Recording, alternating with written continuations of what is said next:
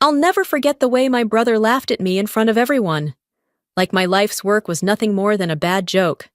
At our father's funeral, with mourners still holding their breath in grief, he slung an arm around my shoulder and told a retired colonel, "Don't mind my sister. Her idea of service is fixing staplers." The chuckles that followed cut deeper than any insult I'd ever endured. My name is Veratis Monroe, and that moment didn't just sting, it carved open an old wound my family had kept alive for years. The quiet certainty that, in their eyes, I would always be the failure, the invisible one.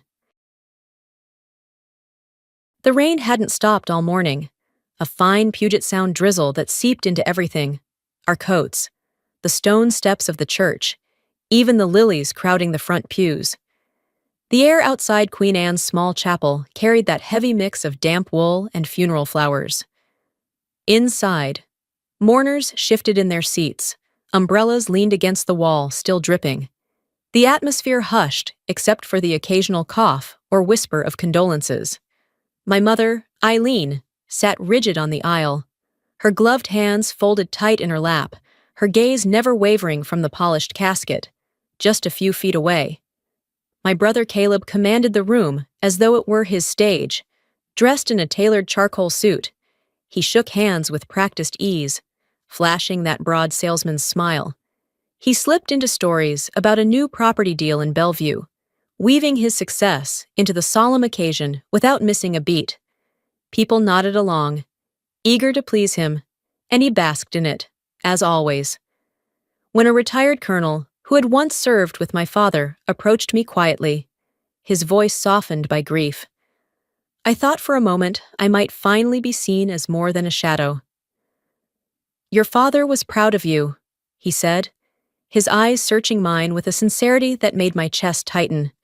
Before I could answer, Caleb swooped in, draping an arm around my shoulders, pulling me under his weight as if to remind the man, and me, exactly where I stood. "Don't mind my sister," Caleb said, his chuckle slick with condescension. "She does it work, calls it service, but really, she's more like the coffee girl." His words carried easily in the hushed air. A ripple of polite laughter spread through the group. The colonel's smile faltered, his brow creasing as though he knew something wasn't right, but he stayed silent. I forced a tight smile, the kind I'd mastered over years of being diminished, and felt the cold settle into my chest. The laughter around me rang louder than the church bells outside. I stood still, hiding the sting behind a mask I'd worn far too long. That night, when the house was quiet and the rain still beat against the windows, my phone lit up with Julia Rios's name. My attorney's voice was steady, almost surgical. She told me she had received a sealed envelope from the Department of the Air Force. "If Caleb pushes this, we'll use it," she said. "But you need to stay calm. This fight won't be like the ones at the dinner table." I sat in the dim light, the rhythm of the rain tapping steady on the glass, and knew with absolute certainty that the next battle wouldn't be fought over whispered family gossip. It would be decided in a courtroom. The lawyer's office in Pioneer Square felt heavy with its own history. Exposed brick walls, old oak shelves lined with thick binders, and a warm amber light spilling across the long wooden table where we all sat. My mother's black gloves rested neatly in her lap, her face tight with quiet expectation. Caleb lounged in his chair, cufflinks gleaming, smirking as though this reading of our father's will were just another business deal. The lawyer cleared his throat and began with the formalities. The estate was to be divided evenly, property and accounts split down the middle. Then he paused, adjusted his glasses, and read a final line written in our father's own hand. "I wish to acknowledge Veratis's quiet service." The words seemed to hang in the air. Caleb's hand shot out, snatching the papers before the lawyer could lower them to the table. "Service!" he barked, his voice sharp, almost mocking. He looked at me, eyes blazing with contempt. "What service? She made this up to get a bigger slice. Nothing but lies." Eileen shifted in her chair, her sigh heavy, her head shaking with disappointment. She turned her gaze to me, not with sympathy, but with a weary mix of shame and reproach, as though my father's final words were an embarrassment to her. The heat rose in my chest, but I didn't argue. Instead, I was pulled back into the silence of nights on duty, sitting in a locked room under humming fluorescent lights, headset pressing into my ears. Echo Ridge, stand by for Title 10. The command would come without warning. Screens filled with cascading green code, the smell of stale coffee clinging to the air, my heart pounding with the weight of knowing a single keystroke could protect or endanger lives. That was my service. A service no one at that table could ever imagine. Caleb slammed the will back onto the table and gave a cold laugh. I'll take this to court. Let's see how long your little fantasy holds up under oath. I sat frozen, staring at my father's handwriting. A single sentence, simple, almost tender, had ignited a storm. It didn't take long. The following week, Caleb filed his petition at King County Superior Court. The heavy packet of papers arrived at my attorney's office. The top page bold and accusatory. Stolen valor. My father's legacy had been reduced to an allegation of fraud, printed in black ink for the court to weigh. The first mediation session was held in a cramped conference room, fluorescent lights buzzing overhead. The air smelled faintly of burnt coffee and paper dust. Caleb leaned forward, theatrically smoothing the lapel of his suit before speaking. Her idea of service? He scoffed, pausing for effect. Resetting a modem. She conned our father while he was dying, pretending she was something she's not. I sat still, hands folded, every muscle in my face trained to give nothing away. Julia, poised beside me, leaned just close enough to whisper, "Let him keep talking. Every word is a gift. Every accusation will hang him." Behind him, my mother sat stiff-backed with other relatives clustered around, nodding as though each insult were gospel. The room was thick with the same smug certainty I had grown up drowning in. When the session adjourned for a short break, Julia and I stepped into the hallway. The air was cold, and my breath fogged instantly. She pulled me aside, lowering her voice to a tone even more deliberate. "We're going to use CPA, Classified Information Procedures Act. Almost no one outside federal circles knows how it works. If it comes to it, the judge can review your record privately, under seal. But we need Caleb to keep digging his own hole. Let him—" I looked back through the glass at my brother, laughing with his lawyer, as though the verdict were already his. The snow-damp air stung my lungs as I exhaled. Steady and cold. If he wanted to drag a family feud into a courtroom, I would bring the full weight of the government with me. A gray winter morning draped Seattle in fog as I crossed the West Seattle Bridge. Elliott Bay hidden beneath a sheet of white.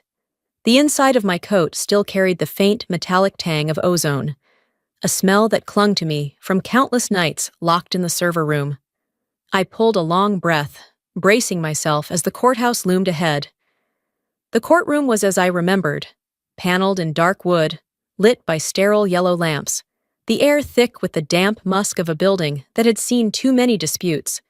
Caleb stood at the front, his suit crisp, his half-smile practiced, as if the outcome were already written in his favor. Victor Lawton rose with theatrical force. "My client asserts Ms. Monroe has never served. There are no discharge papers, no VA card, nothing." His words echoed against the walls. I sat still, hands folded neatly, watching each line the court reporter tapped into the record. Judge Meredith Hale leaned back in her chair, head tilted, her expression almost bored. Another family squabble wasting the docket. But inside my mind, the courtroom dissolved. I heard the clipped command in my headset from a year earlier. Echo Ridge, stand by for Title 10. The glow of screens, the chatter of code flooding in green, the clatter of keys under my fingers while we fought to keep Washington's water systems from collapsing under a cyber attack. That was my service. Invisible. Unspoken. A buzz jolted me back. My phone pulsed against my side. A discreet vibration. I glanced down. An encrypted text from a former teammate. Local blog just posted. Seattle woman fakes military service. Source points to family. My chest tightened. Caleb had launched his smear campaign. As I turned my eyes toward him, he met my gaze with a smug grin, basking in the whispers of reporters outside. Under my breath, I murmured, "You have no idea what you've stepped into." By the second day, the courtroom was noticeably fuller. A few reporters huddled in the back rows, pens poised. Outside, the headlines had spread. Stolen valor in Seattle? My brother sat straighter, soaking in the attention, as though it validated every insult he had ever thrown my way. Victor strode forward, voice booming.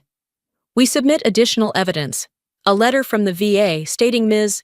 Monroe never served." He handed it up as though it were a smoking gun. Judge Hale took it, flipped it open, her expression flat, unimpressed. Julia leaned close, her voice low and sharp. "The font's wrong. The stamp is blurred. That letter screams forgery." I said nothing. Behind us, Caleb stretched back, confidence radiating, his eyes shining. My mother allowed herself a faint, satisfied smile, as if the narrative she'd clung to all these years had finally been vindicated. Julia pressed her hand against mine briefly. "Don't worry. DOJ already sent us the sealed envelope. When the moment comes, only the judge will see it. That's the ace."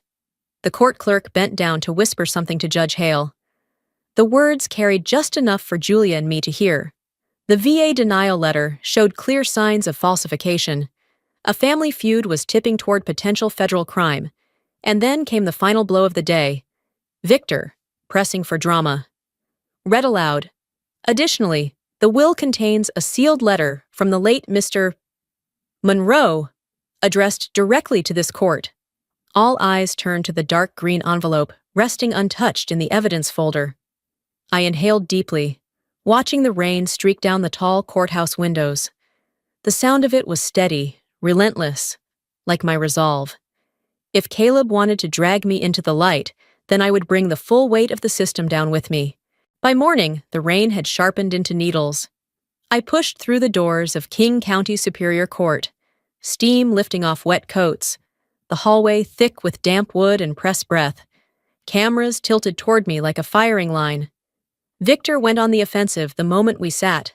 "Justice must be public. There's no basis for a closed proceeding." Julia rose, voice even. "We submit classified evidence under the authority of CIPE. Only the court may review it. It will not enter the public record."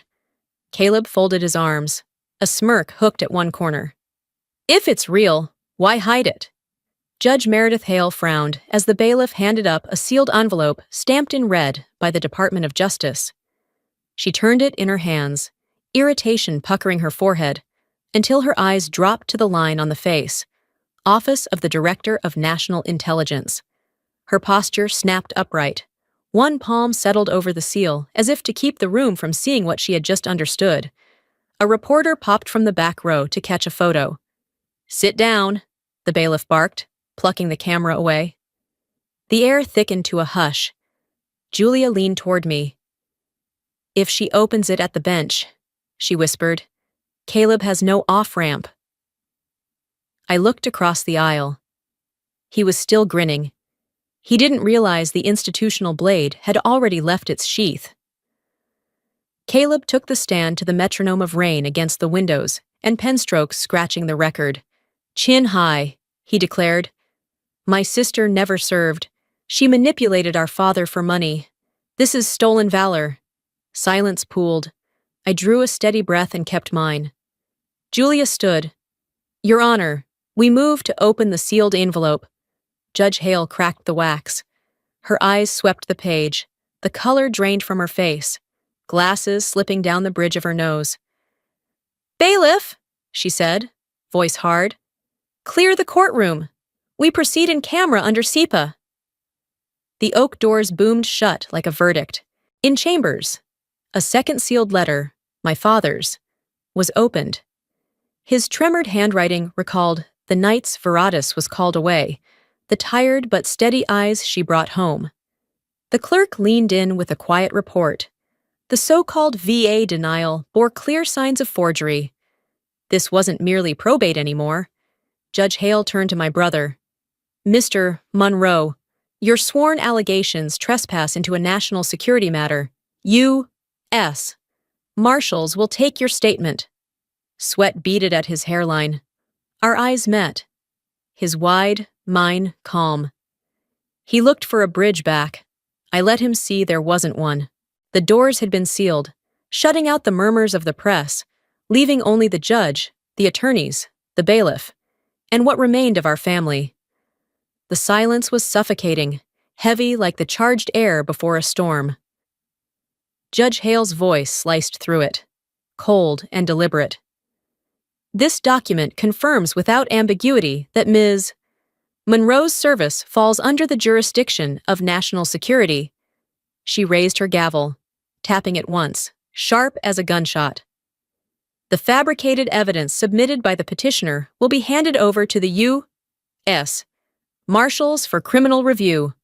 The words landed like hammer blows. Caleb froze where he stood, his trademark smirk shattering into something vacant, brittle. Victor scrambled to object, stammering, "Your Honor!" But Judge Hale cut him off, her tone clipped and icy. "Counselor, you do not want to position yourself against a federal order, do you?" I glanced at Caleb. The starch in his pristine shirt had wilted into damp creases, sweat spreading along his collar. His hands trembled against the polished wood of the witness box.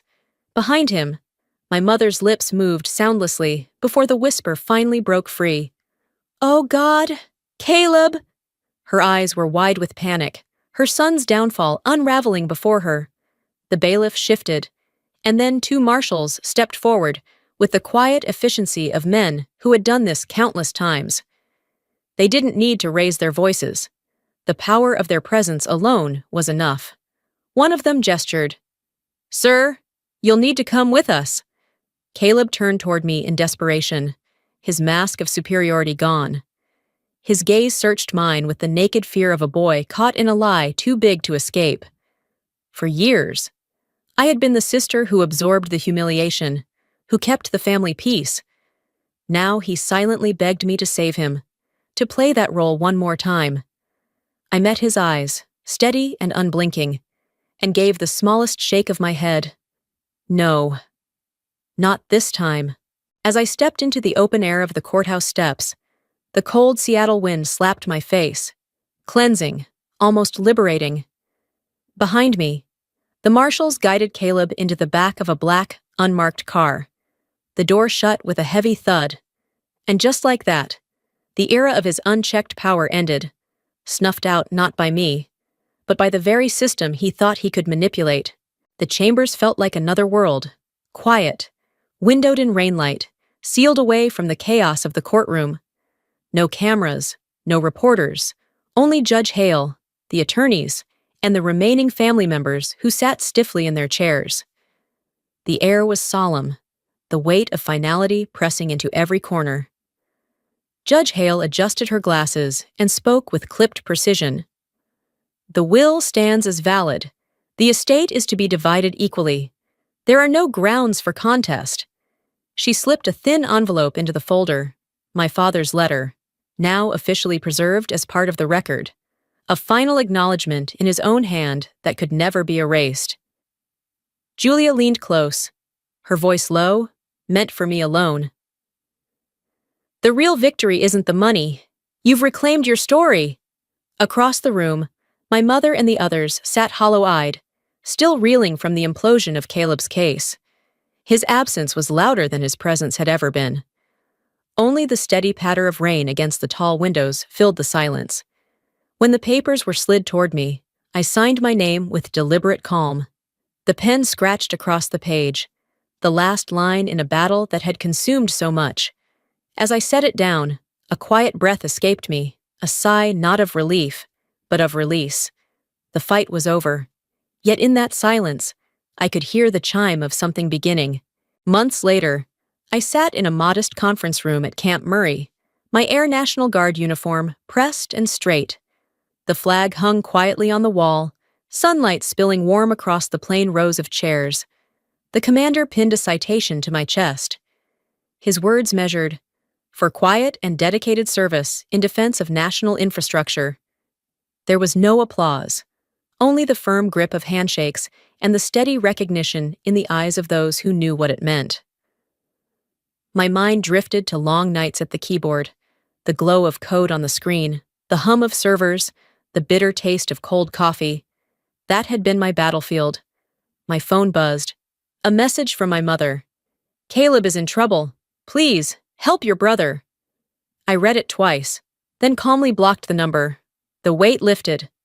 Later, by Elliott Bay, I watched the ferry slip into the dark, its horn rolling across the water. And I knew, true legacy wasn't carved into property lines or split accounts. It lived in the quiet respect earned by those who kept the country safe in silence,